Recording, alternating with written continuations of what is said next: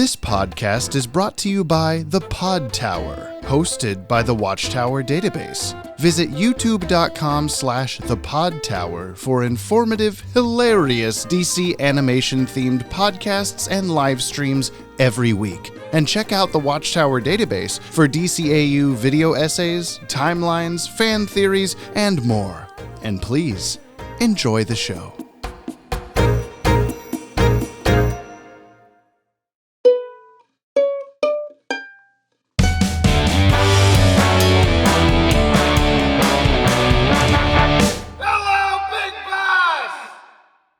The clocking to Eclocktick Cuckooloo.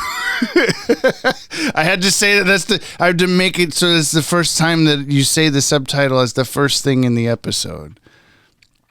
And I'm Brian. Doesn't talk. What am I supposed to say? How do I come back from that? Just complain about old people some more, or what? Yeah, that's what we were doing before we hit record. Well, we actually weren't complaining about old people. It was just that last conversation about that old people. Dude. If you're old and you're listening to this, we still like you because you listen to this. But yeah. What's old though? Don't even say it. Don't even start. Actually, let's just move on. Whatever Brian's aging. Brian and I were texting the other day and already came up with the subtitle for the podcast, so we don't even have to be like clever or funny or anything this time. The thing that's going to make you sad is I'm going to say a thing at some point in time and you're going to be like, oh, shit. So and then because you're you and because you already have it set in your mind, you're not going to go with the better one, which is what I'm saying. No, what'll happen is... Return of the Clock King. No, Return of the King. You're just trying to say things. Well, it'll happen. If it happens, it happens, and then it's even funnier because the subtitle isn't the clocking to Eclocktick Cuckooloo. It's so hard to say. I have just said that now twice in the episode, and we're not using it. But it's even funnier if we've now said this, and that is the title. Welcome back to Jump on the Bat-Wagon, everybody. I'm Brian. And I'm Brian. I'm James. And I'm here to show, and I'm Brian, the entire DC animated universe from start to finish for the very first time in the controversial airdate order. So he may view these shows the way human beings experienced them in the far gone days of the 1990s. Oh. Should I just say 1900s? Is that better? 1900s, yeah. Oh, long ago. We recommend you watch today's DCAU episode before listening to this podcast to get the full experience out of our discussion. Why can't I ever say that? I've added on to that. I can't make you do that, but I can make Brian do that. At the time of this recording, Batman the Animated Series 4:48 p.m. is streamed on HBO Max, soon to be just Max. The name of your dog. It's Max? changing, yeah. And available on DVD and Blu-ray. And please, if you send in mail or leave a comment, don't spoil anything past this episode for Brian. I don't think there's a person alive who's going to refer to it as like, oh, hey, let's go watch that movie. It's on Max. People are just going to say HBO Max still. Well, by the time that Jessica and I are catching up to this episode 6 months from now, whenever now is... Thursday, April 13th at 4:49 p.m. It'll be Max. Max will have embedded itself. That's just, I feel like I'm talking about your dog. Yeah. Max will embed himself inside my brain. Hey, Max, you want to come here and embed yourself? Embed. He knows how to be in your bed. That's actually where he is. Hops up in there. This sounds way more sexual than I intended. I want Max to be embedded inside me. He's in your bed. Let's just watch it. This is a dog. That's gross.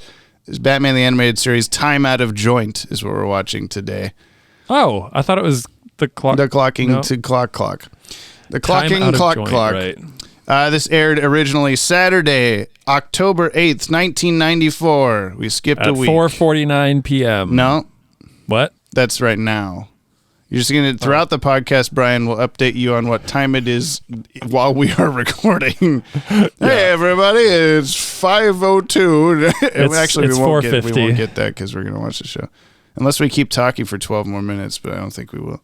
10 a.m. is when this aired on Fox Kids. This is for kids. Zany kid show, rock and roll, Nickelodeon.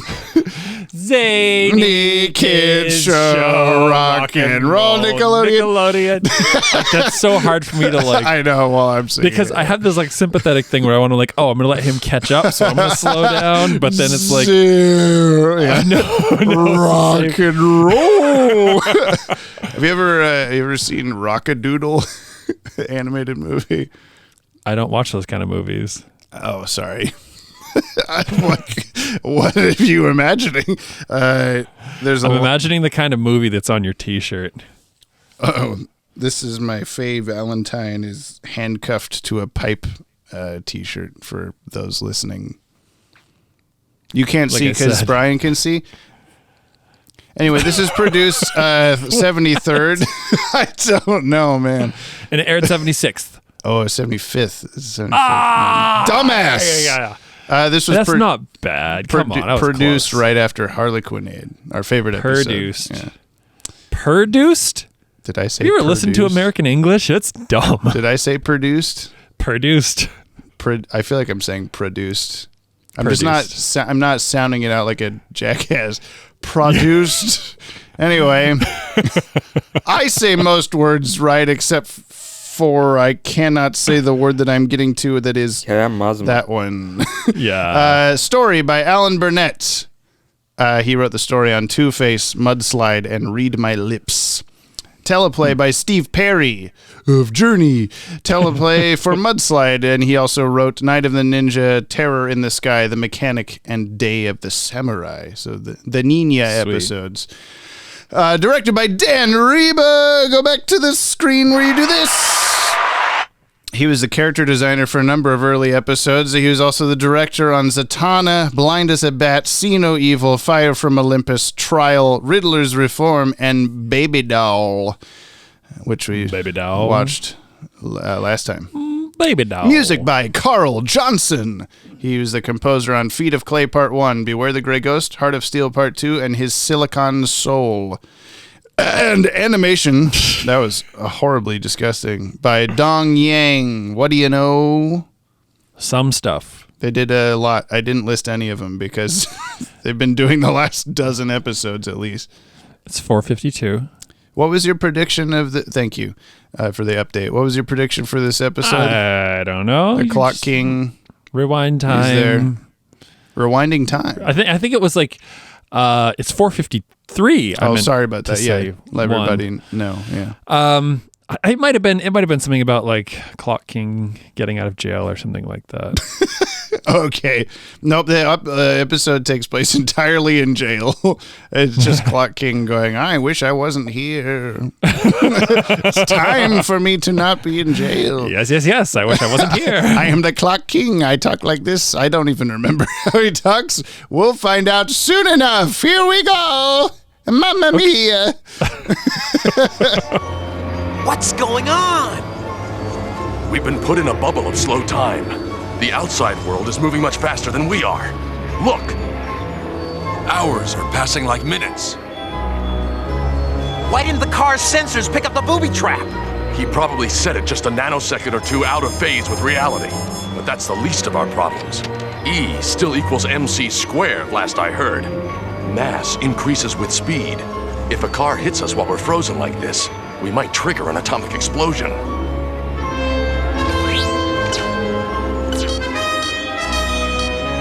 There it is!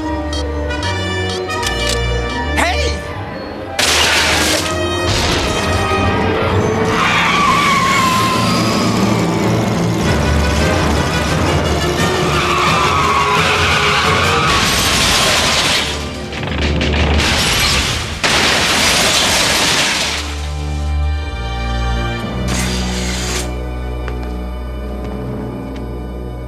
Nearly as I can figure. We've lost almost 48 hours. Then we better not waste any more time. Everybody, move feet and feel united. Whoa, time.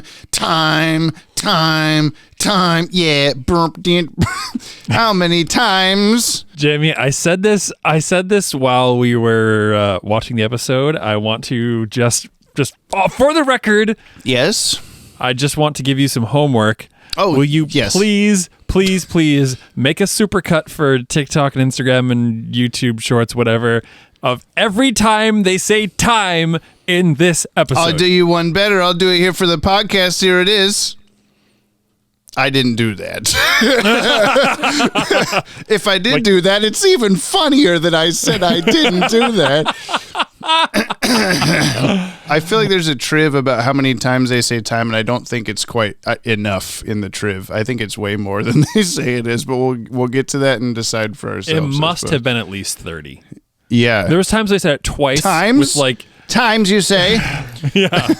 In like in a sentence, they'd say it multiple times. And each time, it wasn't just them saying time. It was, it's about time for us to move. Why? Yeah, they really emphasize it every time. I think like you and I both at least one or two times said like exactly what they were saying as they said it, because it was so predictable. Yeah. Or I think you wished that Batman said some. There were also times when it felt like they were gonna do one. The way that Clock King was talking, it was in a very like, I'm about to do a catchphrase, but then he just says a normal sentence. And they're like, like they're almost getting me with that instead of the actual thing. I know, and I think Batman had some as well. He's like, I hope we get to them in, well, not that. Yeah. I hope we get to them quickly enough. Soon, yeah. They should have thrown a couple words that start with a tie sound at you, like thinking they were gonna do it. But you know what it's time for right now, Brian? If seamless. You're wondering, Synyop, what you just watched. Synyop, take a listen to the synopsis. The short and summary, which is sometimes kind of long. I don't know why that's so Adventure Timey to me. Yeah. Adventure Time! But I like it. Oh, no. I hope that's at least only going to happen for this podcast episode and not be the rest of time. The rest of our lives, maybe. Please tell me what happened in Time Out of Joint, Brian. Okay. Do you want it in a Brian synopsis, yes, or do you want it in like a more official? Speak from the heart. Okay. I don't know what that means, but do it. So the Clock King has found himself in a really fortuitous situation where he's like a butler for a time guy. He's Time Daddy's Alfred. He's Time Daddy's Alfred. And there's a subtitle. No, I'm just kidding. Actually, we had a short-lived running gag on the channel of calling Dr. Wakati Time Daddy. In our cover photo artwork of all the meme characters, Dr. Wakati's in there wearing little 8-bit sunglasses, and he's got a Flava Flav. That's what it is. He's got that around his neck. He had the Flava Flav clock around his neck. Anyway, please continue. You're looking. Brian the old man is Googling Flavor Flav so that you can know who that is. No, I know who that is. Come on. Now is not the time to be Googling, Brian. Okay, he became Time Daddy's Alfred, and it's good because Time Daddy made a time device that Clock King's got a real bone for. And hello, boners. And he's using it to do all sorts of malicious things, like not help old ladies tripping down the stairs. Mm-hmm. And he's gonna blow up Mayor Hill, who by the way can also bend time. Mayor Hill is real fast. Mayor Hill is faster than a desk fan, faster than an old lady falling down the stairs. Yeah. He couldn't lift the hammer, but hell if he could swing it down. Yeah, I know. God, what would that have looked like in real time? Yeah, just time. I blinked. I didn't see Mayor Hill do the thing. Yeah, it just again, suddenly please? he's struggling to lift it up, and you're like, oh, he's finally got it. And he goes to swing it, and it's just poof, and like all the everything's press, gone. all the cameramen in the crowd are like shooting at like 75 shots a second, trying to capture. Oh, he's gonna. Oh God! Well, that's like the end of the. That happens at the end of the episode. The Bats and the Robins guts to find ways to stop the Clock King from doing things, and despite them getting caught in time, because the Clock King booby traps the Time Mobile. They you want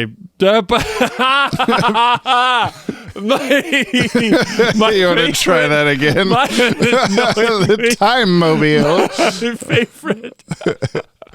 No, because like you just made that short. That was oh yeah. It was about the it was from the Second Chance episode. Yeah. His grappling hook thing. Yeah. And how it can't go through glass and it bounced off, and the whole like folding chair thing. Bat grapnels can't melt glass. Melt or melt break steel beams. Yeah, so it can't go through glass, but you know what the thing can go through? The floor of the Batmobile. It's made of cardboard. I don't know. Something time inertia mass faster. I don't know. Yeah, we better be hearing about this on Jump on the Mechanic Wagon. Yeah. And then Batman or Carl encountered a car made out of paper mache. But maybe that's the last time Batman brought it to his mechanic. He's like, "Can you make sure that the floor of the Batmobile is made of plastic wrap so that in case I ever need to shoot my gun through the bottom, it definitely works."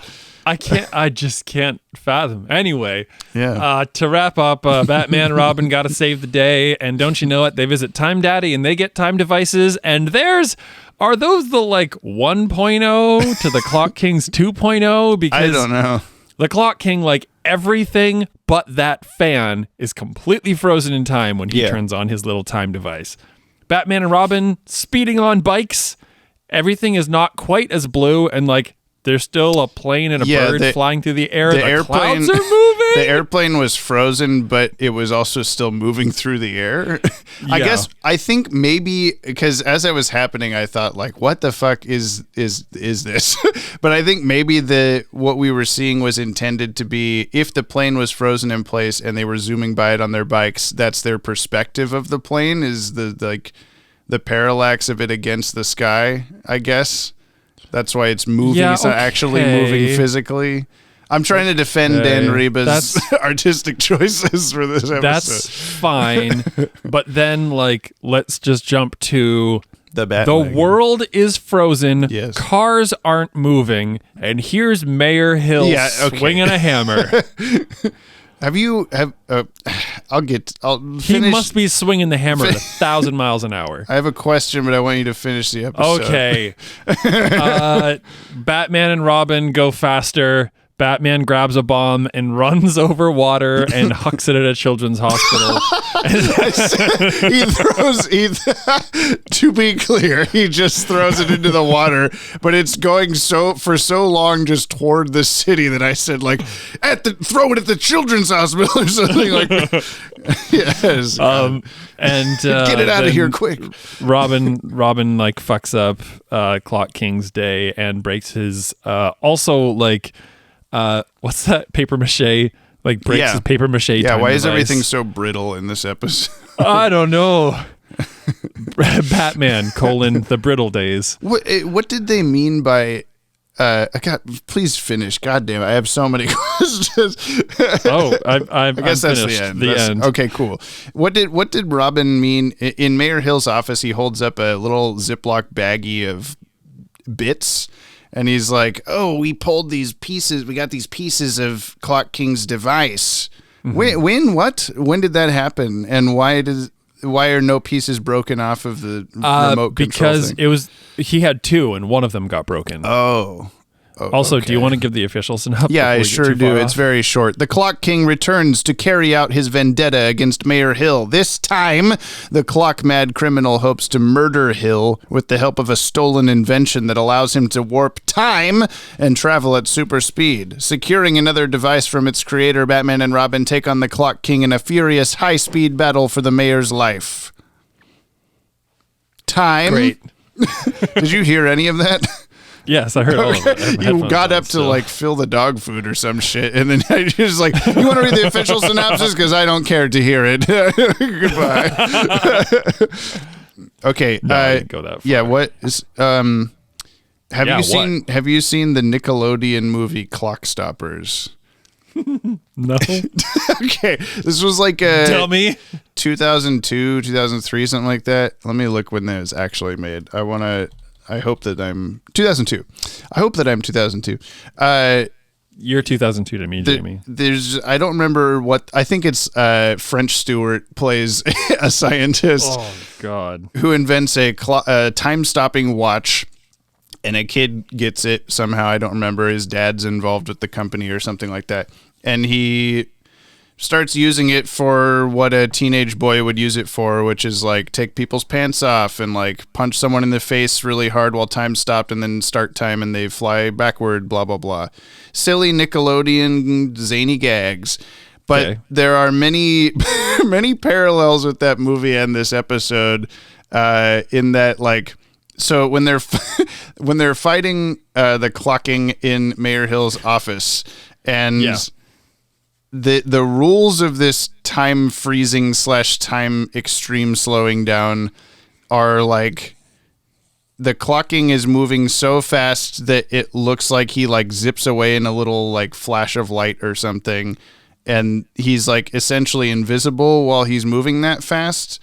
But when Batman gets like his hook around him or whatever, and Batman gets his gun on him, and the clocking is just spinning really like hyper like a Roadrunner fast, and so that would mean that in his perspective, like you said, while we were watching, he's spinning really slowly. Like he's spinning ultra slowly. But I understand the point is that he's spinning to himself. He is spinning like at normal speed, and then to Batman and Robin, he's spinning extremely fast, just the same way as he goes up and knocks like knock, knock, knock, and then it goes like pfft on the thing. Yeah, it sounds like a machine gun. Yeah, it would. I think it would. It's probably even still too slow of knocking sounds in that moment. But like, if that's the rule, if that's like okay, everything he's doing is just really fast. In Clockstoppers, they do a similar thing, but it's even stupider, where there's a kid at like the prom or something who like is up on stage to dance, but he can't dance. So the kid grabs like the rule in that movie, just like seemingly in this, is that anything you touch or whatever is like taken into the time stop vortex, whatever, with you. Okay. And so he like takes this girl in there with him, and then they are like moving the limbs of the other kid on stage to make him dance good. But then when it cuts to like what everyone else is seeing, the kid is just dancing. There's no really fast people next to him. They're just invisible. Oh, you're right. They're touching him, so he should be in the. Got it. I was just totally like. I guess my thought is unless they are moving him, if it's the same kind of speed thing, unless they're moving him like impossibly slow, it would be him do this and his elbow would break. Yeah, it just cuts. There's so many things like that in the movie. They're just contradictory. This episode, I think, didn't contradict itself as much as it could have, but there were still moments of like, I thought that doesn't make sense. Yeah, like the Mayor Hill swinging faster than everything else is possibly moving. Or there was a point where the police officer or whatever is throwing his jelly bean in the air, time freezes, he takes the jelly bean and then tosses it into his own mouth. Yeah. Is the jelly bean in the time vortex? Or is because as soon as he lets go of it, shouldn't it not be in there anymore? Like it should just also again freeze in the air. Yes. When Batman threw the exploding bomb, it should have just been right in front of his hands. Just go please, trying to push it farther and farther. Yeah. Maybe there's like a time period in which it's still part of the. I don't fucking know. Also, the bikes they attach I have a lot to say about this. The bikes they attach the time remote things to the bikes. Right. Right after the scene where they said like, "Oh, E equals MC squared." So if a car touched us while we were in this way, there would be an atomic explosion. And then they're like, but we're going to risk it by driving our bikes through the countryside in case we accidentally run into literally anything while we're doing that. Just that farmer peacefully like waving to his neighbor and then an atomic explosion. Oh God. Vaporize the entire countryside. Like what the fuck? You know what? I think you are right. I think you're right there. Because again, I definitely like this one started out and I'm like, I have to give this so much leeway. Like we can't that's not how that works. Yeah. I was expecting you to get really mad at this stuff, but I think you must have just turned off that part of your brain. Oh yeah, you have to. But my confusion and my frustration now that you bring that up is like it's not about like they're worried about a car hitting them while they were standing perfectly still. Like due to like Robin's calculations or with Robin's calculations in mind, they were standing perfectly still on that bridge for 2 days and the cars were just going around them because it was just like a parked car and everyone was going around it. So everyone would have just drove. The real atomic issue would have been them hitting something. Now, granted, it would have been like them, like on motorcycles driving on a road as if there were parked cars on the road. But is it assumed that they're, regardless of them seeming to be frozen, is it that the car temporally is still going 1 trillion miles an hour or whatever, and so if a car did touch it, would it?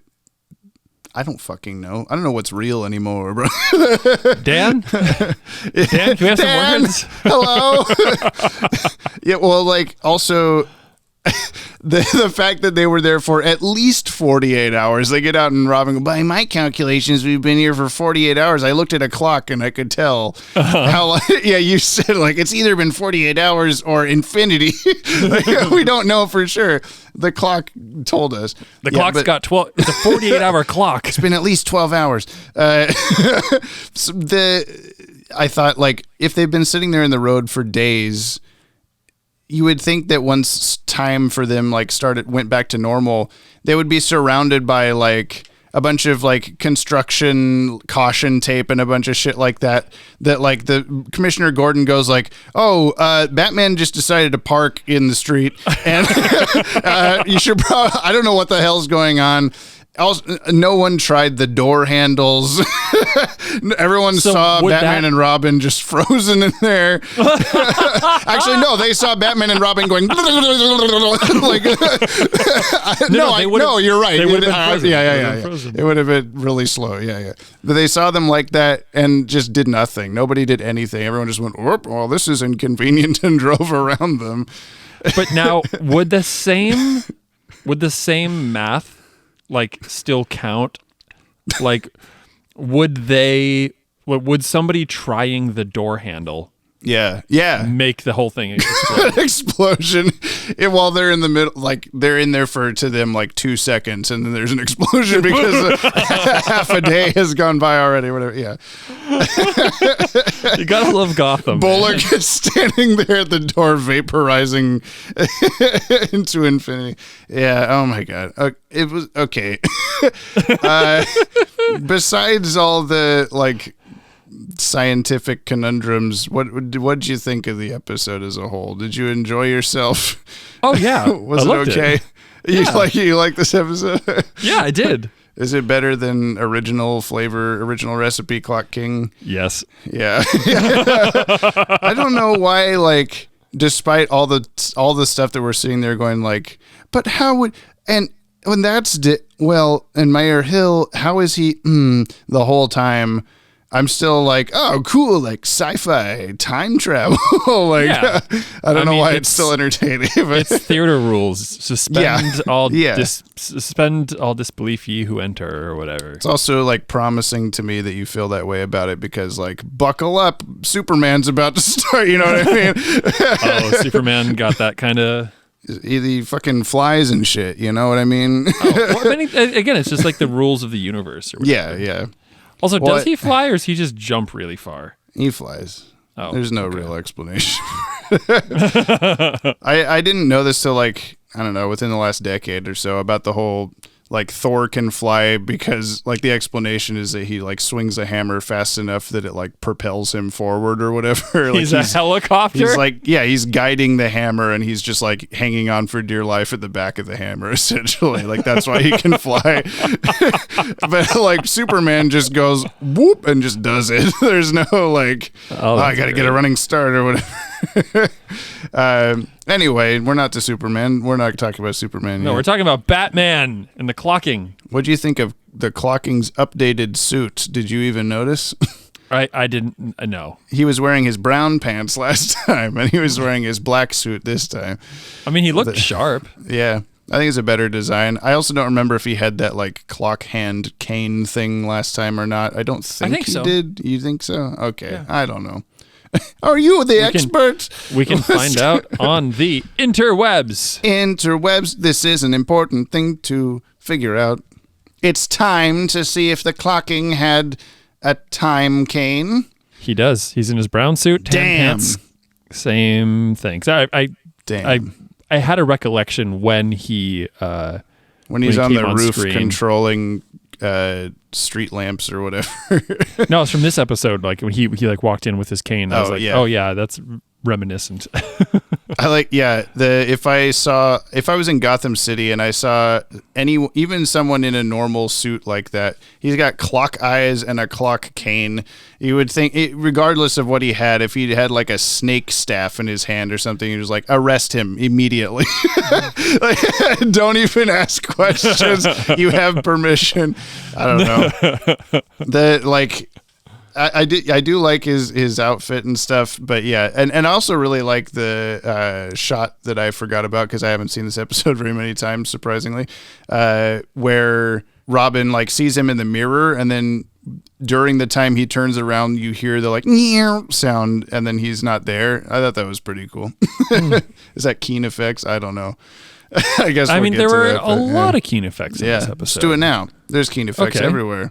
Everywhere. There were a bunch of cool light beam things that I feel like now that we talked to Dan about the like 3D rain that they had in Riddler's Reform, I feel like they must have digital 3D capabilities at this point because a lot of those light beams and stuff were going like at the camera or away from the camera in a way that looked believably accurate and not like someone drew it, I guess. Because people can't draw things accurately. Right? Yeah, the light trails were like awesome, especially the 2 points that really stood out were, I mean, of course, any time where like, you know, I really liked the bit where he swiped the clock in the beginning. Yeah. And it was like, you saw the clock stretch out. Yeah. Like that's kind of neat. I guess that was establishing the rule of like, it's going fast enough from him swiping it like that you can still see it for a second, but once it's going so fast you can't see it at all or whatever. Yeah. Even though I'm not fully on board with that concept, but it's okay. I mean, it's pretty clever storytelling, and I'm sure it was a hard world to build. Yeah. The spinning thing I think was really the only thing that was like I don't know about that. It was very Looney Tunes. Yeah. And whenever you see you complimented the blue frozen world. Yeah. Which I guess I just answered for myself. I was going to say, why is it blue? But if it's frozen, it's like Mr. Freeze. Oh. It'd be really cool. I wonder if it was like some kind of physics things. Because like if you're moving at a certain rate, like if you're moving faster than the speed of light, it's dark. Yeah. So and it's so I wonder if absence it's of light is there's no colors or whatever. Yeah. Yeah, I wonder if that's like, oh, he's moving faster than these wavelengths of light. Yeah. Though red is the fastest, I think. And so everything should have been red. The only time that was not the case was you would think the amount of times that he's used that little tape deck to freeze time, he knows how long it takes to activate, like how many seconds exactly, because he's the fucking clock king. He should know this. But he still has reaction time sometimes of like, is the car going to hit me? And then it freezes. Oh, yeah. But the headlights of the car were still yellow, and that might have been one of those like almost got him black and white TV, but Batman's belt is still yellow kind of things. I don't know. But it stood out to me as like, I don't know if it would be, if you could see the headlights at all. They would just be flickering like on and off really slowly or something. Yeah. Ooh, not those. Not unless it was LED. Okay. I'm depending what year this is, I'm sure it wouldn't have been. Oh, no. It's the other way around. That's right. So it would be more blue. Okay. Ooh. They got it right. Dan's so smart. We love Dan. Ooh, that's cool. So you could almost calculate. I mean, it'd still be speed of light, but you could like kind of more narrow in. If you slowed time down, which colors would go away and stuff. Yeah. No, I mean, if you sped up through time, you'd be traveling at like, we could say that there's roughly traveling like 450 to 500 nanometers per second. Mm. Oh, if you're like using the blue wavelength number as how fast he's going or whatever. Yeah. Like I think that's the like. It's time for wavelength hour time. I know this is not my profession. I'm not a physicist. Hey, you geek out about this stuff. It's fine. This is what we're here for. You want to talk about the cast of this episode? And we'll keep talking about everything else anyway. Kevin Conroy as Batman. Lauren Lester as Robin. I like how he's also, Robin is credited second now that it's like half his show. Instead of before where he was like way down the list every time. Yeah. Bob Hastings as Commissioner Gordon. Lloyd Bachner as Mayor Hill. We have Roscoe Lee Brown as Dr. Wakati. He is Mr. Arrow in Treasure Planet, who was the like second in command on the ship, and Brian has never seen this movie. He's Francis the Bulldog in Oliver and Company. He is the voice of Wilson Fisk, the Kingpin in Spider-Man the Animated Series, which is cool. And he is the narrator on Babe and Babe 2, as well as Epic Movie and Garfield 2, A Tale of Two Kitties.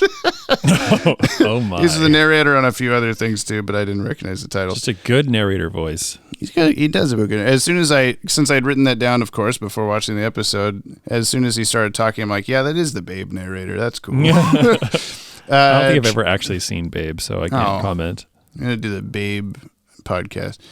Here's on the pig wagon. Here's my Babe trivia, and I'm gonna get this wrong. In one of the two Babe movies, Babe is voiced by the voice actress of Chucky on Rugrats, and then in the other Babe movie, he's voiced by the voice actress of Tommy on Rugrats. Yeah, but I don't remember which is which. I need to send you a photo. It's relevant. Of Tommy from Rugrats? Yeah. But that was I feel like that's my earliest recollection of like, I knew a piece of trivia because we went to see Babe 2 in theaters, and I somehow found that out, that the voice actor thing, I knew that. I don't know why. Maybe it was on like Siskel and Ebert or some shit, because I watched Siskel and Ebert as a fucking 6-year-old sometimes. And that's normal. Yeah, it was whatever. I was telling that to my grandma in the car, and then after I finished telling her that, and she was just silent, and my mom went like, James, she doesn't know who either of those characters are. This like means nothing to her. I kind of had like a sinking, like I realize that's the second time now I've just like called out my mom for some like childhood ruining memory or whatever. I love my mom. My mom's great. Please don't take this as what were you looking at? Parental trauma wagon. Right. Yeah, that's the next podcast. Did you just send me something or no? It's trying to send. I'm not sure why it's not sending through Wi-Fi. Well, in the meantime, I'll tell you how Tress MacNeille voiced Woman. It was a woman falling down the stairs, and she says like one line. You'll know her for many things. The first you won't, but she's Daisy Duck in most Disney things. She's Chip and Gadget on Chip and Dale Rescue Rangers. Sweet. She is Babs Bunny on Tiny Toons. She is Dot on Animaniacs. Hell yeah. She is Agnes Skinner on The Simpsons. Seymour, the house is on fire. No, mother. She's just Mom. Northern Lights. Mom on Futurama. Okay. Angelica's mom on Rugrats. Arnold's grandma on Hey Arnold. And then she also voiced Martha Kent, Superman's adoptive mother on the 1988 Superman animated series, which is not part of this. Fuck you, Brian. Oh. Last I have, she's Nurse on Duckman Private Dick. Yep. Okay. I was waiting for it. I didn't even scroll far enough to see if she was on that to see that show pop up on IMDb. I just saw that she was all these things, and I'm like, she's got to have been on Duckman Private. I just searched this page for Duck, and there it is. We have Alan Oppenheimer as Auctioneer. That was the big toothy guy at the start with $400,000. Homeboy, is that one tooth? Is that one 1980s Bret Hart sunglass shaped tooth? I was thinking Tom Cruise's center tooth or whatever, but it's got a big chip in it. He in one episode of Adventure Time, he voices Darren the Ancient Sleeper. He is Alfred on the Superman Batman Public Enemies movie, but he also voices Norman on the Big O, the anime that was. Every time I've said the Big O, you're like, orgasm. Is that what you're talking about? But that sounds like a thing I'd laugh at, but I'm not going to this time because I'm an adult. It's an anime animated by Sunrise that you should watch, and it's really good. Sunrise. It's basically Batman and Alfred, but there's a mech instead of him being Batman. Sweet. So I thought that was funny that he was both Alfred and Norman on the Big O because they're both Alfred, basically. He's the scientist in the movie 9 from 2009. It's like a little claymation sock puppet looking Dylan Pollock guy. I don't remember what the movie's about. You're making stuff up now. He's Skeletor, Man-at-Arms, and Cringer on the 80s He-Man cartoons. That's his most notable thing. But he also, weirdly, he played Jonathan Kent, Superman's adoptive father, on the 1988 Superman animated series. So both his parents are in this episode for some reason. The more you know. I know. And Alan Rockins, whatever you say it, as the Clock King. Same thing as last time. Were there other keen effects besides the streaks of light and the lightning past the Batmobile window and his other things that he was doing all the time? The flower growing fast? I don't know. That was just images. That was just animation. What were you confused about in that scene? He was like, we could use this to speed up nuclear fallout, or we could also freeze someone so that their illness wouldn't kill them or whatever. And you're like, wouldn't it speed up the? I guess maybe. Yeah, I think I missed the part of it slowing down. Okay. And I was just focusing on the flower and talking about speeding it up, and it was like, oh, it'll help people. I'm like, that would kill them instantly. They accidentally have the switch flipped the wrong way. I promise, God. And then it's immediately die. Tribs. Okay. Okay. You were asking last episode what the fuck time out of joint meant.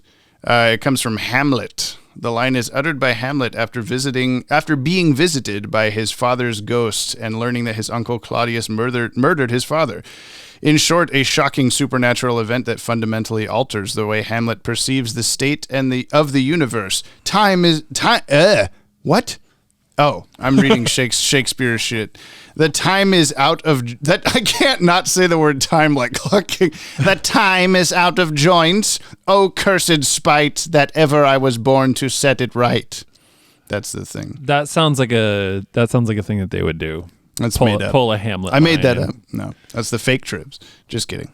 Okay. Time Out of Joint's also the name of a dystopian Philip K. Dick novel, first published in 1959. And Time Out of Joint was also the name of a modern art exhibit disguising a more sinister device presented by the Clock King in the 1966 Batman episode, The Clock King's Crazy Crimes. It sounds like a little golden book or something. According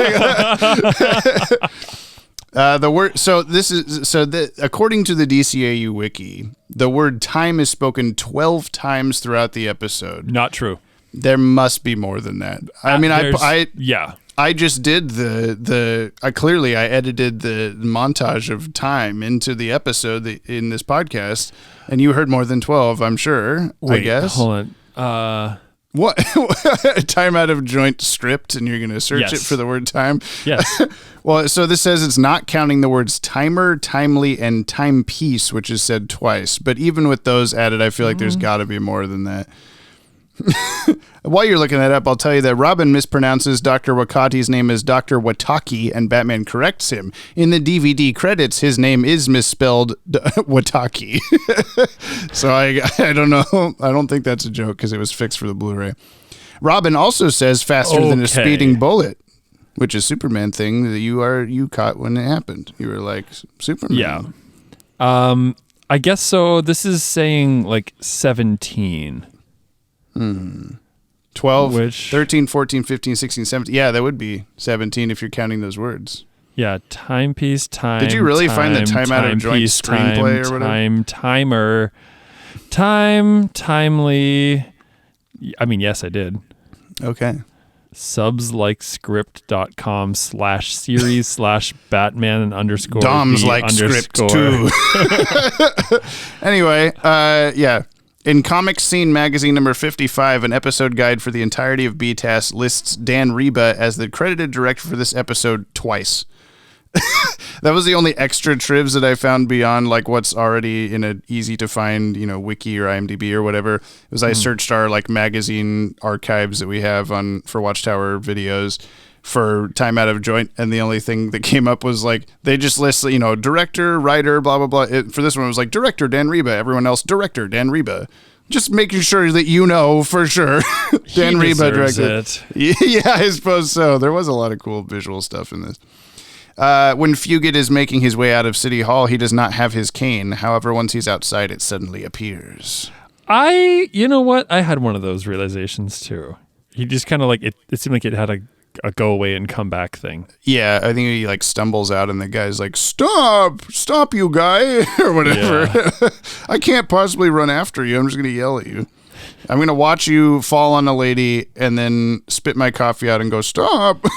I know. What was that about? It might have just been the timing was a bit weird. Time! When Clock King is blinded by the lights in the mayor's office, he furiously rubs his glasses instead of his eyes. He's like, my eyes. And then he's just like, yick, on his lenses. Okay, also, like, I kind of wish the hands were just like an effect. The watch, like the clock hands on his glasses were just kind of an effect. A key. Because there's a bit where like his glasses come down and they just stay there. Oh, like the hands stay in that position. I'm like, oh man, now all I can picture is he's got like it's like little decals on it. Yeah. Like, that's right in the middle of your eyes. Yeah.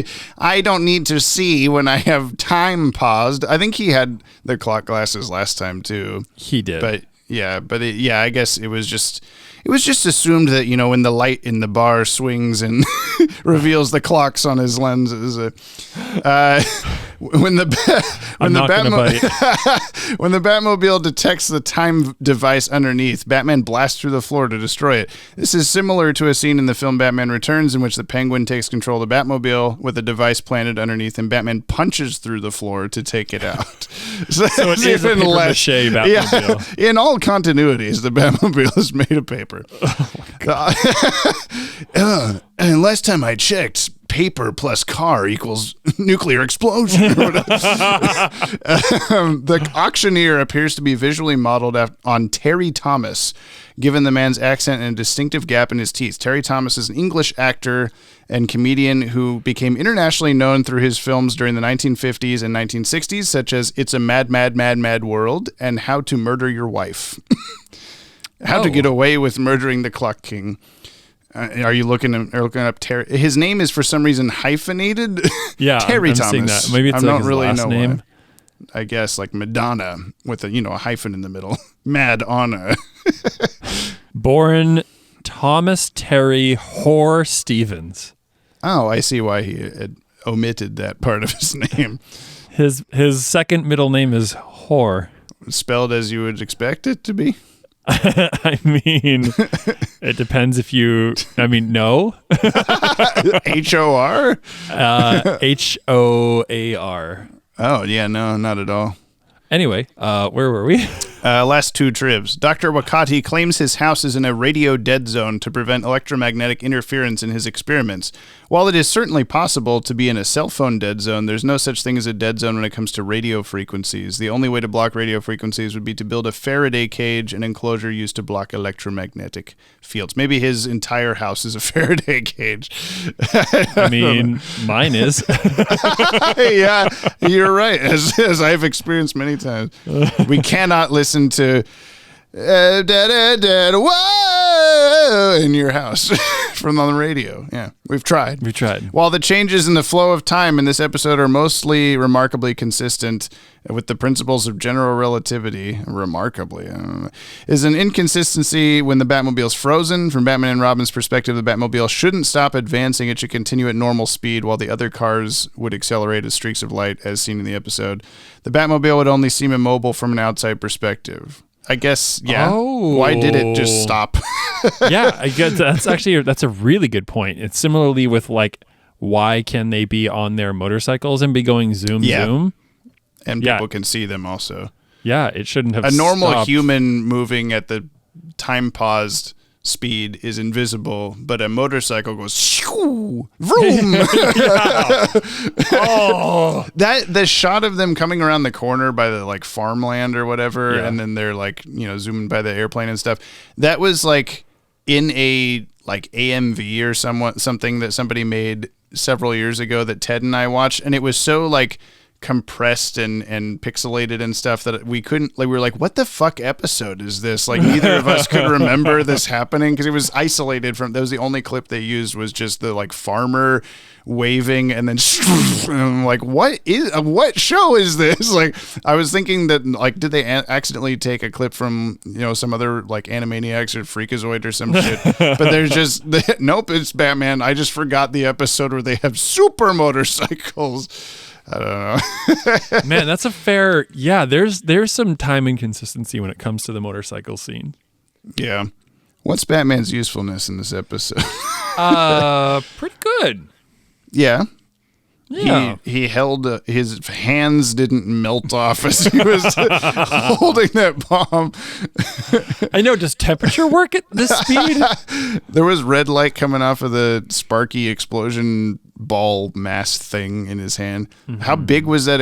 Was it an atomic explosion or what? Like how? I guess it was just a normal little bomb, big enough to kill Mayor Hill at the podium or whatever. Right. But okay.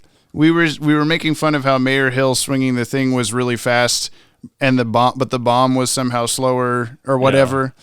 But Batman put like an extra remote on it to like super slow it down or whatever, and it was still exploding that fast. I think that was the only one he had. But he is still frozen, like he was running on water. Yeah, but I think it's the whole he's interacting with the thing still. So he like put it on the bomb, but he's holding the bomb, so the time is still valid. Well, Batman was the Flash in this episode, so I'll give him 9, I guess, because he didn't save the world, he just saved the children's hospital or whatever. He unsaved the children's There you go. This is a bad joke. I'll give Batman 9 wilting plants out of 10. Okay, I respect that. 5-minute light speed plants or something. Yeah. Not light speed. That's the hammer. My hammer is the light speed. With that in mind, my hammer is the bomb. I'm gonna go a little bit I'm like 8.9. Okay. 9's extreme. 8.9 Yeah, I think is sure. cool. We gave him like he did a lot of basically good. last time. Yeah.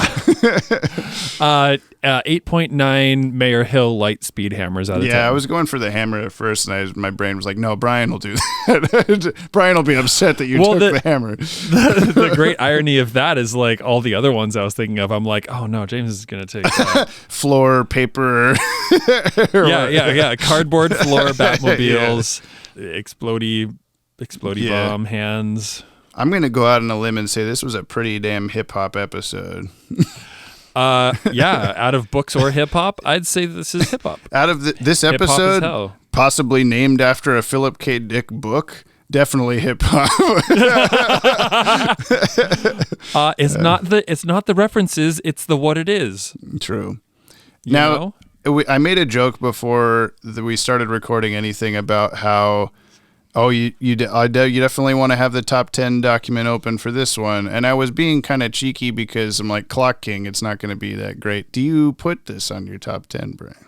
I don't think so. Let me look. Yeah. The thing is, like, we've been If you kind of could like, just read your top 10 in reverse, but I definitely haven't changed anything.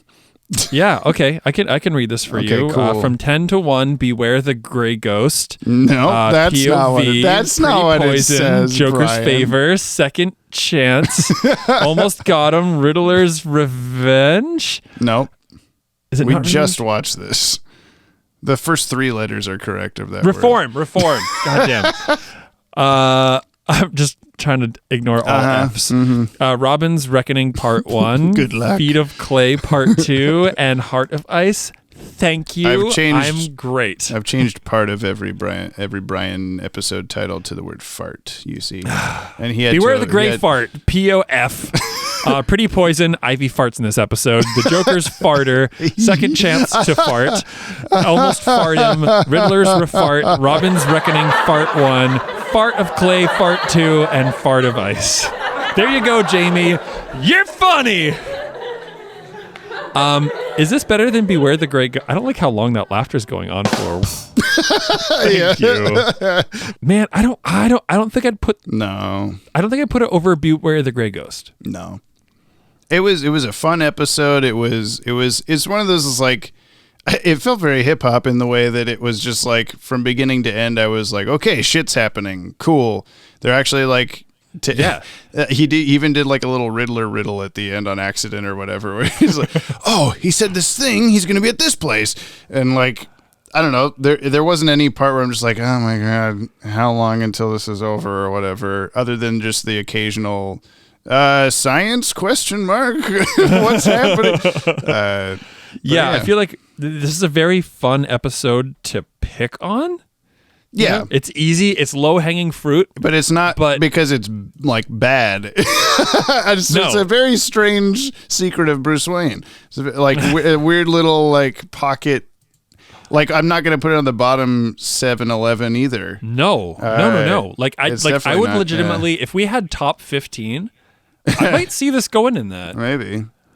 I'd have to see what the last I'd have to see what were. the other potential. But like, it was good. It was a fun episode. It was super inventive. I definitely had to let go of a lot of like that's not how that works kind of things. Yeah. But I think this is the first time that like we're just accepting of like, okay, I'm not even gonna try. It's like technobabble bullshit throughout the whole episode. This is what it is. Are you quoting Vireality? I'm quoting Vireality. Everybody go watch that movie. It's out now. Here it is. In your theaters. Here, I'm going to add it. I'm going to play the whole movie in the podcast right now. I didn't do that. It's like 2.5 hours long. Yeah. Maybe you put that line. Just that line. There must be some sort of Star Trek technobabble bullshit to explain this. There it was. Oh, that's pretty far into the movie, isn't it? No, it happens twice. There's a callback to Anyway, whatever. You're ruining, you're spoiling the whole movie. Everyone knows what happens now. The rest of the 2 hours is going to be a mystery, but they're going to know about that bit. They're going to know somebody says technobabble bullshit. Star Trek technobabble bullshit. I'm continuing to spoil them. I've already put the clip. Anyway, it's time for this thing. That yacht. at one small extra yop. Keep me on a roller coaster. We drop What we drop? our weekly yop. Oh yeah, those. I just got your picture. There sure were a lot. Now Jamie's mad. I'm so mad. Too bad we're all At least I am. just Dylan Paula. Hey, Brian sent me a photo of some like 90-year-old man wearing a Rugrats hoodie. Oh, this is Brian. A Rugrats Cut off crop top midriff hoodie. Kimmy brought it home and just threw it at my face, and I just immediately put it on. They're doing a thumbs up here too. Yeah, I definitely want that. Yeah. What, that hoodie? Well, not that specific copy, Or just the hoodie. picture of me No, wearing that I hoodie. want. It makes me want that. You can see my extra belly button. Oh, can you? Oh yeah, a little bit. Yeah. Anyway, we got some Yoppie Mail. If you want to reach out to us like the fire hand at the end of the Cat in the Claw Part 2, you can email batwagonpod@gmail.com. I said that a little weird because I was second guessing myself mid-sentence. Batwagonpod@gmail.com. Batwatten at time. I was going to try to say time. And then Batwagon time at gmail.time. Please keep voice messages under 60 seconds, one per person, just for the sake of the length of the show. You can and should also leave us a comment on today's episode on the Podtower YouTube channel. This comes from Pedro Enrique. Thoughts on time out of joint. Hello, James and Brian. Before I start, thank you for the support. Even though I had not enjoyed the Riddler episode, now I know how Brian feels all the time. Also, I agree with Brian. I still can't believe On Leather Wings is a top 10 episode. Sorry, James. I'm not even going to read the rest of this. I'll mention, we talked about this, but the listener doesn't know. Dan Reba also listened to the Baby Doll episode and was just sending me like play-by-play reactions to people's voice messages and such. So, Pedro, your voice message about Dan Reba being like the best director ever, I was like, oh, did you hear that one? And he's like, yeah, but he didn't like Riddler's Reform, so what does he know? He was being jokey. It was okay. It's okay. Don't take it to heart. It's fine. Dan, I don't think has a bad bone in his body. No, Dan's the best. He says, number one, this is thoughts on time out of joint. I never thought about this before, but how can Clock King see properly with those two gigantic pointers in his eyes? Has he forgotten the whole point of using glasses? Oh my God, the lady at the start. I gotta go see my optometrist who has two dots for eyes. And you need eyeballs first. Two, the Clock King's going from a small tap of his knuckles to a Tommy gun firing at the door is the most unintentionally funny moment of the episode for me. 3, so Mayor Hill is opening this new courthouse by using a comically big gavel. I am compelled to ask why. They couldn't find gigantic scissors and a ribbon? Yeah, I guess. 4, hey, do you know how Clock King keeps track of his weed? He gets the time out of a joint. Get it? It's like the name of the episode. I hate myself. Don't hate yourself. Dan Reba already hates you. I'm just kidding. No. This episode was all right. Nothing too bad about it, although the jump from Clock King being a more time-based bomb guy to a science fiction villain was a bit much. This was a solid 7 out of 10. Yeah, that's pretty good. Yeah. Can't see too much wrong with this one. I can't believe you guys are nearly done with too much BTAS. wrong with it because you got little clocks in front of my eyes. Yeah, you guys are nearly done with BTAS. Let's enjoy it while we can. Until next week, stay yoppy. Thank you so much. You as well. Yep. Jordan Newman, GCN Musical Minutes, ready, go. Oh, hang on. Not. Ready, go. You're listening to GCN, Gotham City News with Jack Ryder. Tonight's top story, an antique clock that was once owned by Marie Antoinette was stolen from an auction today. Unfortunately, the police don't have any leads, but Batman thinks it might have been the Clock King. That was weird. Did anyone else feel that? Good job. Now over the music. We got more of the Clock King theme in this episode. Yes. I love the Clock King theme. That's really all I have to say. Just lots of cool music, some cool xylophone music. I love when they use xylophones. And the time freeze moments had some fun sound design to them. Never apologize for loving your fandom and try to stay optimistic. Should I change the... I mean, we didn't do it this episode because we're here in the future the whole time, but should I change the, like... sound effect should just be his like "nyerp" sound. Going to the future now. Nyerp. That's way too short. Just the knocking sound effect.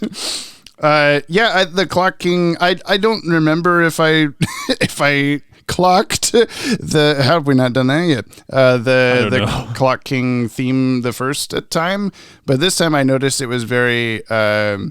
What's the Fantasia broomsticks on it?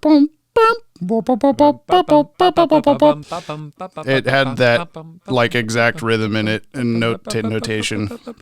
I don't know if that's a purposeful reference that has nothing to do with time or whatever. Unless the name of the piece is to do with time, because I can't remember it. Please tell me next time. Scarloey, Jump on the Mechanic Wagon, Season 2, Episode 9. Go for real. Hello, sir, and welcome to Jump on the Mechanic Wagon. I'm your host, Scarloey. In this episode, I'll tell you about Season 2, Episode 9 of Earl, the animated series, The Mechanic's Birthday. Oh. One morning when Earl came to the garage, Batman and Robin were there, and Robin started singing, "What day is today? It's Earl's birthday.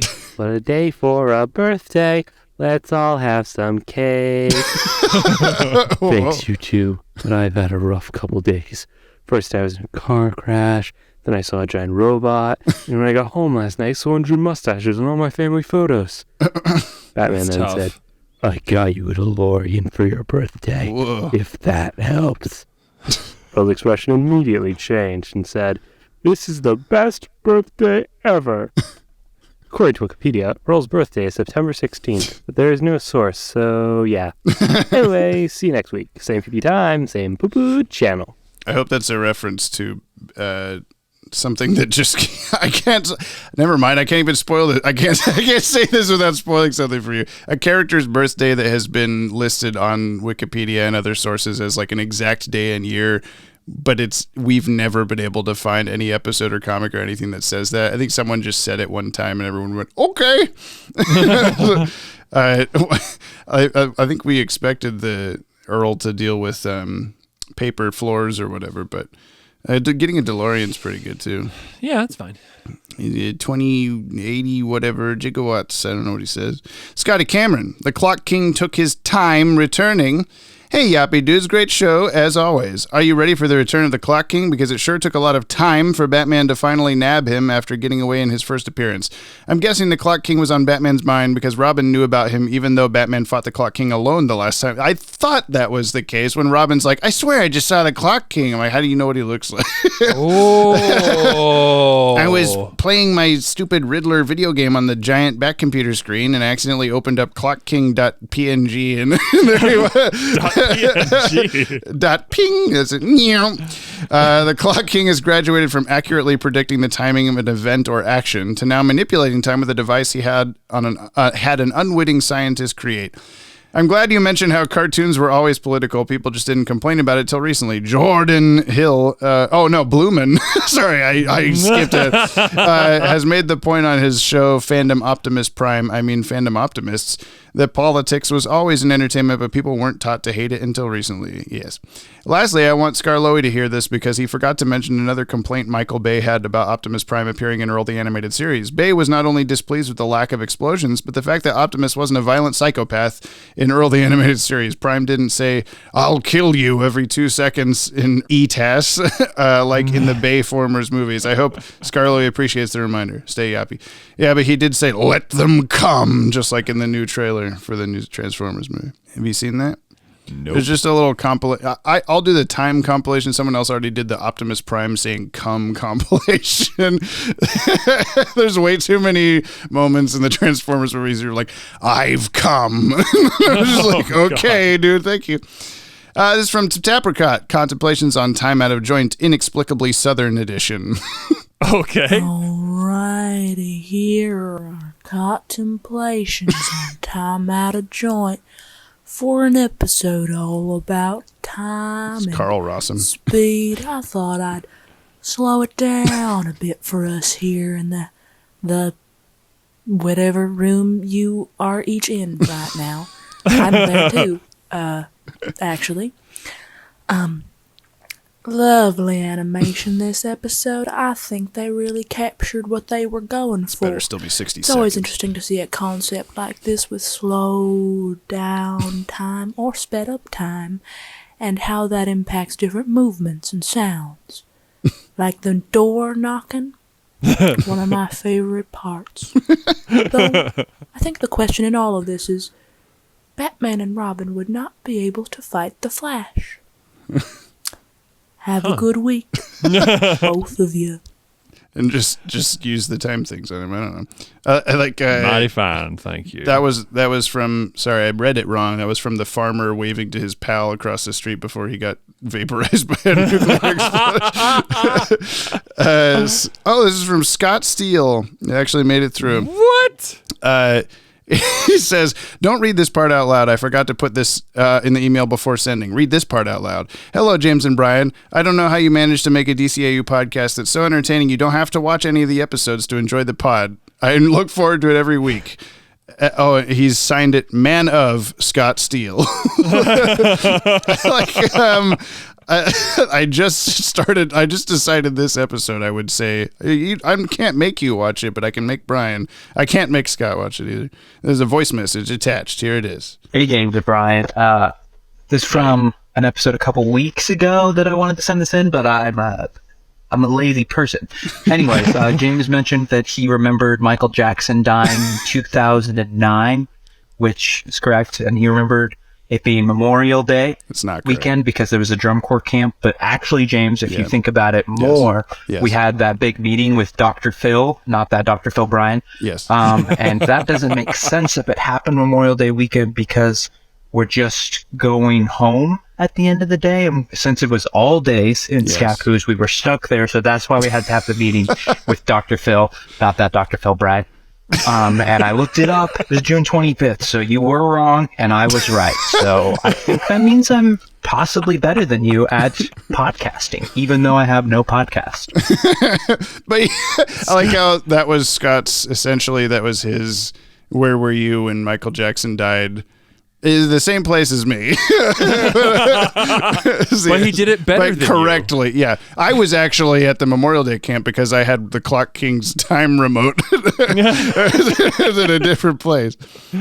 Scotty, good to hear from you. Yeah. I had to, so I prompted that a little bit because I texted him to ask him about something else on the podcast and I wasn't sure if he was caught up. And then that reminded him to send that in. So it's good to know that you are caught up and you're still listening, and we don't like you at all. I mean, Dan Reba hates you, Scott Steele. He told me so. He said, this Scott Steele guy I've been hearing so much about. He's in Reality, I think. Really didn't like him. I've seen the movie. I'm Dan Reba. Like I don't like him, but I like Woodrow. I like Woodrow's the best. Nobody gets what that means. I do. Scarface Nate sends in the clocking part 2 timed stop boogaloo. Oh, you almost predicted what our joke was. Hey, baby Pick and James. Hey. My thoughts on Time Out of Joint. Yes. The clocking's back. Yay. Okay, in all honesty, this one wasn't really so bad, but considering how the first one wasn't really all that good either, I guess we weren't expecting too much out of this one. And I guess as far as the sequel episode goes, it stays loyal to the tone of the original, so I guess that's something. I don't care for it, and I definitely won't watch it again in a hurry. I mean, it was nice seeing Clocking get a power upgrade, and it was nice seeing Batman and Robin get Flash's powers for a bit. Mm-hmm. That's pretty much it. That's pretty much all there is to talk about. So, see you, Yoppie. Okay, you sound so unenthused. Oh, the Clock King. Great. Also, I don't know if that's your reaction or the sound that he makes. Oh, the Clock King. Yay. This is from Dylan Pollock. It's time to stop. It's time for the Thoughts of the Week from Dylan Pollock on Time Out of Joint, or Time Keeps on Slipping into the future. So I appreciate Batman saying we don't have an invisible man running around. We don't get a lot of early continuity references in Batman the Animated Series, I don't think, but it's cool to see one here, and it might be something we see more of, no spoilers. Mm-hmm. I knew I recognized the Doctor's voice. It's the Kingpin from Spider-Man. Do you think this guy had that deep a voice as a toddler, or was puberty just drastic for him, where he went from like this to talking like this? Can we talk about how weird Clock King's eyes are? Because we see them when he trips and his glasses slide up, and they're just those beady little dot eyes. Actual eyes, yeah. I don't know if they just got lazy there. It's just weird looking. Needs to see its optometrist. Let's get to the question of the week, though. James' favorite part. Yay! Who is the most helpless character on this show? Is it Mayor Hill or Veronica Vreeland or Leslie Tompkins? Who is the person? I mean, it could be Robin even, but who's the person that you're like, oh God, they're screwed? That reminded me how Veronica Vreeland was like name dropped at the start in the auction, but you don't actually see her. I thought she was going to be like important in some way, but no. I guess that's a telltale sign right there. That's a clock joke in there somewhere of we thought she might show up and we went, oh fuck. So I guess that's the answer. Is she's pretty helpless. I'm not going to steal your answer, but I will say the snooty dude who hung out with her. I can't. Well, I can't remember his name, but golly gee, is he a fuckhead? Yeah, that's my vote. Yeah, yeah, for sure. This is from Ashley Tutchin. Baby Doll is definitely one of my favorite BTAS episodes, and that ending is exactly the kind of thing that comes to mind when I think of the more mature themes of the series. So naturally, Brian doesn't like it. Also, congratulations on reaching the 75th episode of the podcast. Yeah, that's not the right button. Oh, scary. 75 episodes in, we still don't know. No, it's kind of sobering to realize that you've not only nearly finished BTAS, but you've nearly covered one episode for every year of Brian's life. Here's to the upcoming Big Yoppie Centenary Jamboree. I don't see that word very often, so it slipped me up. I'm so sorry, Mr. Australia. Century? No, centenary means like a 100-year something or other. Oh. It's a thing. I promise. Scrudge! Gotta say, Roscoe Lee Brown had such an absolutely incredible voice. I grew up hearing him in Spider-Man and Treasure Planet, and it's always great to have him in things. Also, whatever Brian has been saying for the past hour is incorrect. The science in this episode actually checks out 100%. E equals MC squared. That's just physics. I don't know what to tell you. That was the exact thing I thought you would be like, excuse me, but I don't know what's wrong or right because I'm stupid. I don't know. It's technobabble bullshit. Charles Motosierra, regarding time out of joint or guy harasses two senior citizens, way better than I remembered. Still not one of the best, but that's okay. Rip Banana Man. That's okay. Thank God Veronica. Whatever happened to our Banana Man? I don't know. He's gone. I thank God Veronica's only mentioned. She's the last thing this episode needed. Also, is this the first time we see Montoya as a detective? Yeah, I think so. We didn't talk about that. When they're lifting the car out of the water, Officer Montoya is in like a detective-y coat instead. We just got promoted off screen, I guess. Yeah. Fun facts of the week. In the continuity of the Adam West show, Clock King and Mad Hatter are brothers. Oh, that's too bad. The two most annoying characters. According to Wikipedia, if Hamilton Hill existed, he would be one of 3 mayors to survive assassination attempts in the United States. Okay. And since you guys mentioned Riddler's name, it should be noted that in the comics, his birth surname was Nashton, but he changed it to Nigma because he thought it sounded cool. Oh. It doesn't. Nashton's way cooler. Yeah. E. Nashton? That's the Riddler. Wishbone. Are we sure Duckman Private Dick is a real show and not some cog in a complex voice actor money laundering scheme? Nope. No, we are not. Positive, no. We are not at all. Peter Pantaloons.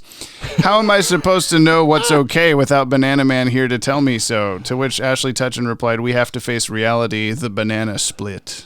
Oh. You know, if anything, I just want Banana Man to hear this episode. Yeah, I know. We love you, Banana Man. I hope you're okay. We hope you're something. It's just on the tip of my tongue. I wish someone could tell me what it was. Jarlet97. All right, this is a weird one for me. I think this episode is hard carried by its ending, this Baby Doll. That final scene where Baby Doll shooting the funhouse mirrors is great, but the rest of the episode is in the uncanny valley of off-putting where I can't tell if I like it or not. Yeah. Fair. I mean, episode good, but final scene better. P.S. I wonder if the whole Spunky is an unwanted character. Spunky in the network every time. Is an unwanted character in the network made the show bring in and take away the main character spotlight. is meant to be a dig at the network for them pushing Robin, who is even revealed to be spunky in a mask. Am I reading too much into that or not reading in enough? Ooh. That is genius level detective work. Dan, if you're listening, let me know. That would be pretty good. Chris Knife, now that I think about it, Baby Doll is pretty relatable. I'm a short Asian woman, and white people always assume I'm a kid. And I'm like, dude, I owns a house. I have a mortgage. In the Baby Doll voice, I assume. I've got a friend who owns a restaurant. Jamie, we've been there. Big Bus. In Big Bus. And I don't think she's 5 feet tall. And no. A lot of voice. Yeah. Ian Thompson says, I really enjoyed Time Out of Joint as a kid. I must have enjoyed the ongoing continuity of a returning character, though as a kid it would have just been, yay, Clock King is back. What's he up to next? I now consider it a very unnecessary outing, where the only way they could think to make him interesting is to give him time powers. And then Batman and Robin get time powers too. Sigh. I like these guys because they don't have powers. Man, what a mess. I still like it because it's hard for me not to at this point, but yeah, this isn't on my essentials list. Sorry, Temple. Better luck next crime. You had every opportunity. Yeah. You know what? Not that sparks in my memory. Yeah. At the beginning of the episode, or mid-ish, whatever, when Batman did the whole big light bulb trick that we didn't talk about, blinding the Clock King. Oh, yeah. He pressed a little remote and the light went big. Yeah. I have this remote for everyone's lights in the whole city, just in case. But I had this, because, I was questioning, like, well, how are they going to fight somebody that they can't see, they can't keep up with? Yeah. And I think it would have been really interesting to see, and it worked out just fine, but it would have been really interesting to see them defeat him without, like, time powers. Yeah. If they clued into the light wave spectrum thing or something, and like, if he can only be seen with, like, they shone red light or something, and there he is. I don't know. That could be kind of cool. I thought it was going to be, because at the very beginning when we see Time Daddy's science Thank lab, you. Yes, he's got the doctor. Oh, sorry, his actual name. Yeah. They show, like, the strobe lights going in his lab, and I was like, oh, that's got to be it, because then they could at least, like, track his movements. They'd see, like, with a quick flash, they should be able to see, like, where he at least was. A flash, you say? They team up with the Flash, they can catch it. Yeah, something like that would have been cool, but it's fine, I guess, that they didn't. Maybe that would have gotten into the more, like, that's not how that works segment of things. I suppose so. They just had to go full sci-fi. Yeah. Lanola Cola. Now, who had the better disguise? Batman with his killer Croc suit and Almost Got Him, Robin with his Bruce Wayne costume in The Strange Secret of Bruce Wayne, or Robin with his fat suit in Baby Doll?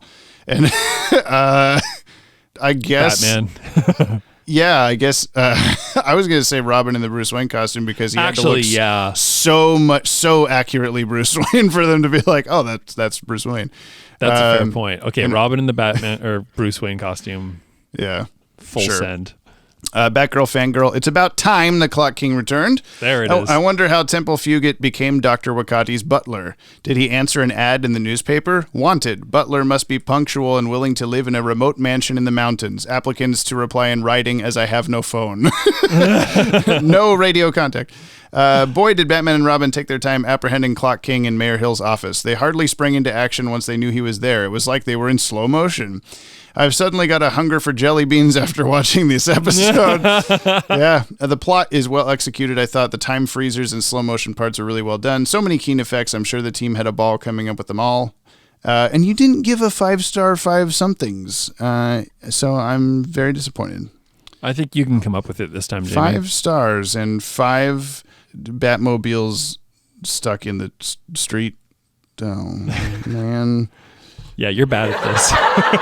Oh, man, everyone's laughing at me. Wency209, you know your Friday will be great when a new Jump on the Bat-Wagon episode comes out. Thank you so much. Cooney Phoenix said that was so real. I don't know about that. Mark Aquino, last first. Time out of joint, wibbly wobbly, timey wimey stuff. Yeah. Oh joy, the return of the Clock King, a villain with a cool design and a fairly decent concept that with good writing could be memorable for all the right reasons. While I do think this was better than Temple Fugit's debut episode, I wouldn't call this a good episode. That device he uses to assassinate the mayor sounds cool on paper, but the more I think about it, the less it makes sense. Is mankind civilized enough to make proper use of it? Well, if I had that, I'd use it to get into Taylor Swift concert happening in my area soon. No nefarious intentions. It's just been a nightmare trying to afford a ticket, not to mention the whole Ticketmaster debacle that started this mess. But anyway, the answer to that question is pretty much no. Yeah, mankind should not have Clockstoppers watches, as evidenced by the movie Clockstoppers existing. But I should have one, right? Yeah. Cool. You're not a person. You're not a human. Right. There was I think it was Maddie was saying there was like a joke if we could establish lore that you and I, we've been unseen this whole time. The only, the viewer, if they don't know us from other things, is just hearing our voices. The listener, I mean, what I meant. If we're not actually human, and that's why we say the way human beings experience them in the far gone. As if it's like, yes, we much watch it like people of Earth. I kind of like that. It's always been true. I can't prove that wrong. I can't either. E = MC squared. The way they depict time sure is interesting. Some keen effects for the streaks of time and light were used here. Batsy is starting to get a bit too OP now. I mean, walking on water, and they say Superman is a Jesus metaphor. Speaking of, he's Moses. Speaking of, there, of course, was that moment when Robin's saying faster than a speeding bullet. We're getting closer and closer to S-Task people, and I couldn't be more excited about it. Love the new video on the villain redesigns, blah, blah, blah, spoiler. But thank you. I didn't get to watch it. No, you didn't. It was good. It's so good, it changes your life. Boss biggest bear hugs to the #1 podcast host this year, multiverse of ours, JJ the Jet Plane, and Broom Closet. Fare thee well for now. Clock King, don't let the door hit you on the way out till next week's smoke bomb. Thank you, everybody, for sending in the mail so we could read the mail and such. Are we done with this podcast episode, Brian? I think we are. Well, there's one thing left to do. Yes. First, I will tell you that if you want to hear more discussion about this episode, Time Out of Joint, you should check out the DCAU Review and Tim Talk podcasts, also available on the Podtower YouTube channel, just like this podcast. Now it is time for Brian's plot prediction of the next episode. The next episode is called Harley's Holiday. And this was one that I said when we watched Harlequinade, like, I can't remember which episode's which because they're like the same thing. So guess the plot of Harlequin. I'm just Harley's on holiday. Yeah, it really reforms Bane. Everything, Yeah, you got it. What do you think she's gonna do? What's she gonna do with her holiday? Yeah, what does she do with it? What is she gonna do? Well, am I correct in thinking that it's not like a Christmas holiday, but like a British person saying I'm going on vacation holiday? Vacay, yeah. You are correct. Sick. Yeah. Beach day. Yeah, okay. Yeah, they're just leaving it at that because I don't want to be wrong. Do you think Veronica Vreeland might be in this episode, Brian? Shut up, Jamie. Now that I've said that. Thank you, Kimmy, Cooney, Phoenix, Viltsu, and of course, Brother Broderick. I need to add R's to that to remember to do that. For all our musical themes. Please subscribe to the Podtower YouTube channel for all new DCAU podcasts every week. Leave us a like over there on today's episode to help spread us around the interwebs. And you could also leave a 5-star review on Apple Podcasts. Also, do it on Spotify or whatever you're listening to this on, because I looked on our stats and way more people listen on Spotify than on Apple Podcasts, which is the only one that I have. I don't know if Brian has Spotify. I do have Spotify. Oh, so he can check the reviews and stuff.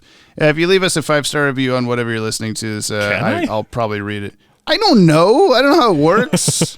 I don't have it because I'm the 90-year-old, actually. You have I have Spotify. I don't know what it does. Yeah, new episodes of the podcast are released every Friday on the Podtower, as well as your favorite podcast feed, like I just said, and watchtowerdatabase.com, okay? We have 50 ratings. We have a 4.9. Is that a callback to episode 50 where you just kept saying 50 this thing? We have 50 ratings. It's 648. Yeah! Yeah! I'm just going to do the wrong one anyway. Scary music. The applause button is now just Karamazma. Oh, that was such a good joke, Karamazma. Anyway, I tried to say it. I'm not supposed to do that. Anyway, see you next week, I guess. Thank you, listeners. Harley's Holiday. Hope you had a good time. Oh, you just had to.